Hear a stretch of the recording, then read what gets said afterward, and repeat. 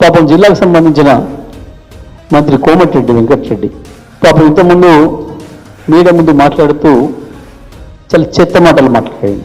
రైతులు ఎవరు ఉరికించి కొడతారు? వెంకటరెడ్డి నువ్వు కనుక ఇవ్వాలా, ఒక్కసారి పోలీసుల్ని మీ యంత్రాంగాన్ని పక్కన పెట్టి ఎక్కడికైనా పోయి ఉమ్మడి నల్గొండ జిల్లాలో పోతావా, నీ నల్గొండ నియోజకవర్గం లేదని గ్రామానికి పోతావా? ఒక్కసారి రైతులతో మాట్లాడి మళ్ళీ వెనక్కిరా, నీ బట్టలు యాజ్ ఇట్ ఈజ్ ఉంటాయని చూద్దాం. మీరు చేసిన చెత్త పనులకు, మీరు చేసిన చెత్త వాగ్దానాలకు, జిల్లాలో నువ్వు చేస్తున్న మోసానికి, నువ్వు చేస్తున్న ద్రోహానికి రైతాంగం ఎదురు చూస్తున్నారు. ఎప్పుడు అవకాశం దొరుకుతుందా వాళ్ళ చేతులకు చెప్పులకు పని చెప్దామా, నువ్వు ఎప్పుడు దొరుకుతావా అని చూస్తున్నారు. సిగ్గుండాలి మాట్లాడడానికి. నీ నిర్వాహకంతో జిల్లా రైతాంగం మొన్న యాసంగికి ఎంత నష్టపోయిందో, ఇప్పుడు వానకాలం ఎంత నష్టపోయిందో, పంట అమ్మకాలలో అందరు చర్చ చేసుకుంటున్నారు.